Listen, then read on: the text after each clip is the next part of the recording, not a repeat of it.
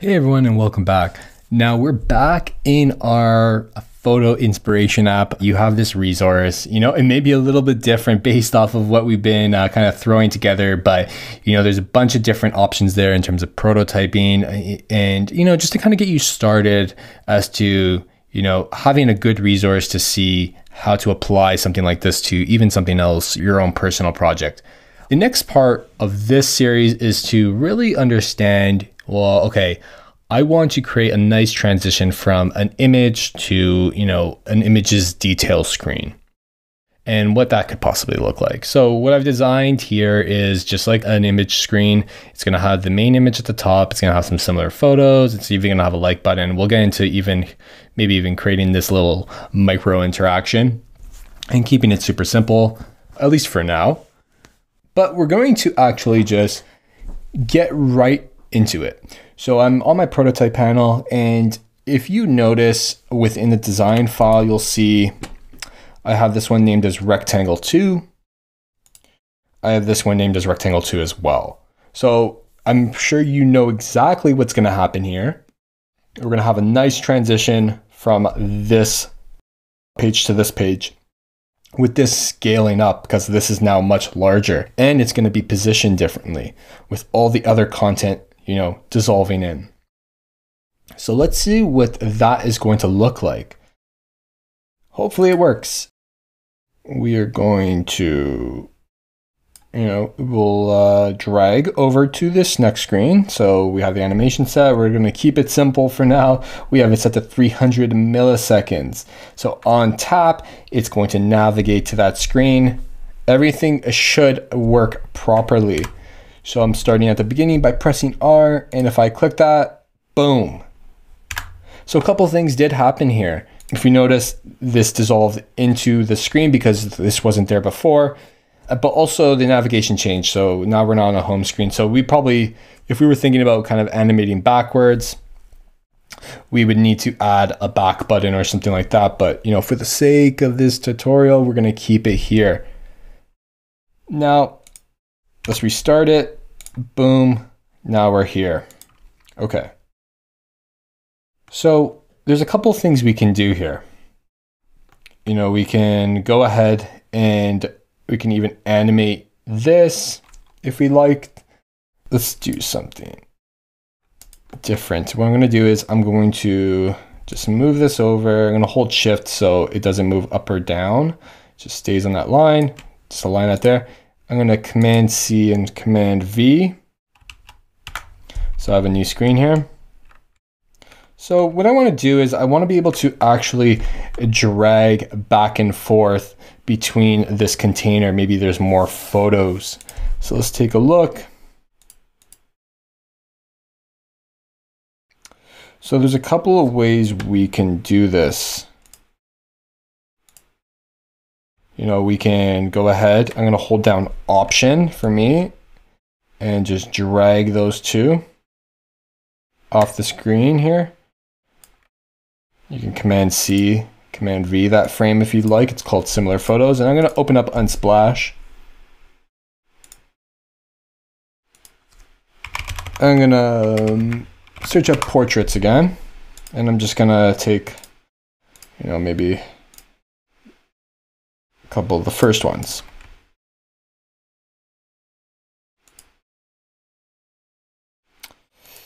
And so these are named the exact same. So this is rectangle 7, rectangle 9. We'll just call this new photo 1,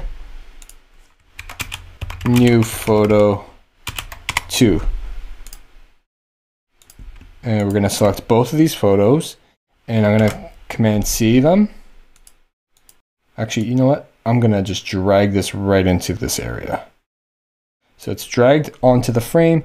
We see similar photos. We're going to rename that frame that we were just working on. We're going to call it more photos, and we're going to hide it off screen. So what you can do is you can just kind of align it. You'll see those red guides and hide it just, oops. You can just use your arrow keys to hide it until it is actually off the screen. So I have it hidden there. I'm actually going to delete this screen that we just created because we don't need it right now. but I'm going to duplicate this one screen again, Command C, Command V, and manipulate that. So I've selected both of these frames, one with the similar photos and one with the more photos, and I'm going to move them. Make sure that that is in your frame. So now what we can do here is I'm going to click prototype. There's a couple ways we can do this. I'll show you both ways in terms of dragging your photos. So if I select this whole container called similar photos, I'm going to drag it over to this next screen.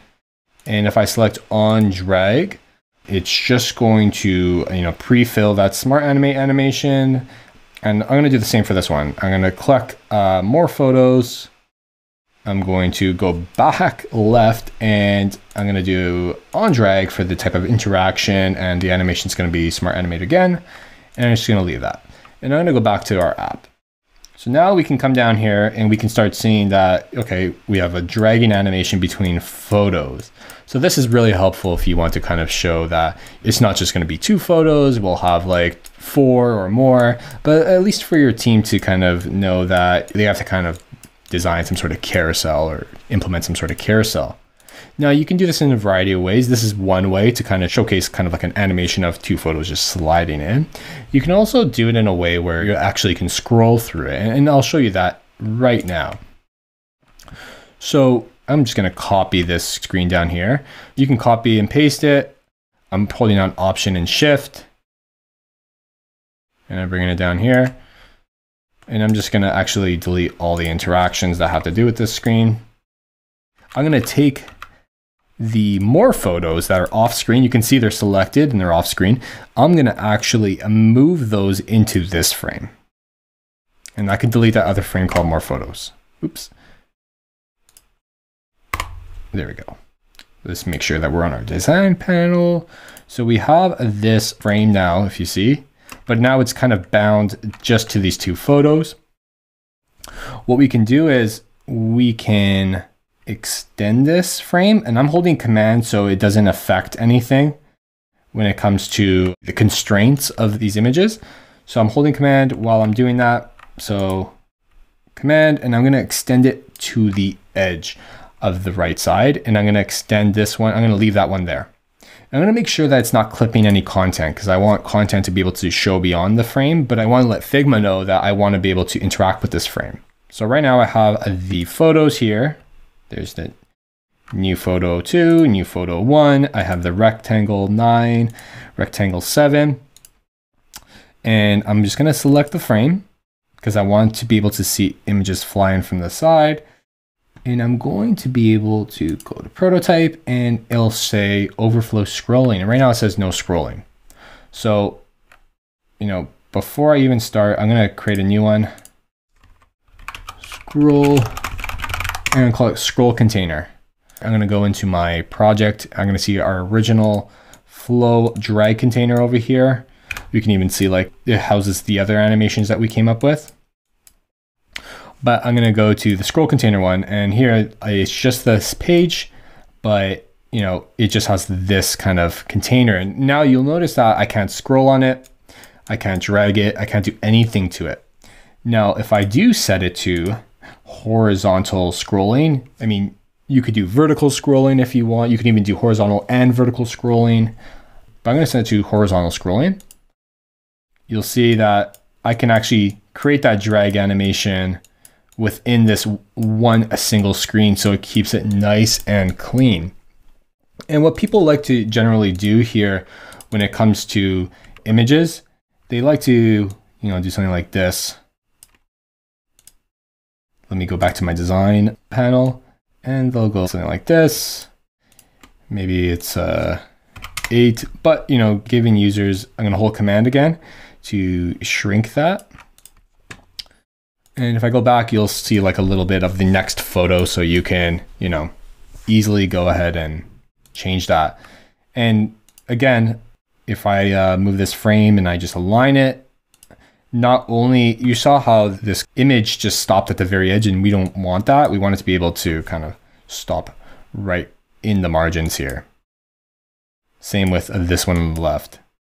So we're able to kind of go back and forth. And this is really nice if you kind of want somebody to be able to scroll beyond. And probably the easier interaction that you can create without necessarily going from screen to screen.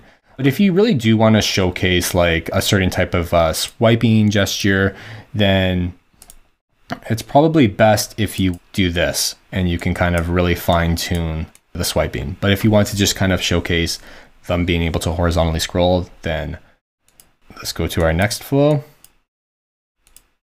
This is totally fine. So that is how you kind of create not only that secondary flow from going from an image to a screen, but also connecting the two together, but also how you can create like two different types of drag animations, one using the actual drag interaction and the other one just creating a frame that houses different types of items off the screen and the selecting horizontal scrolling when you have the frame selected and while you're on your prototype panel like this.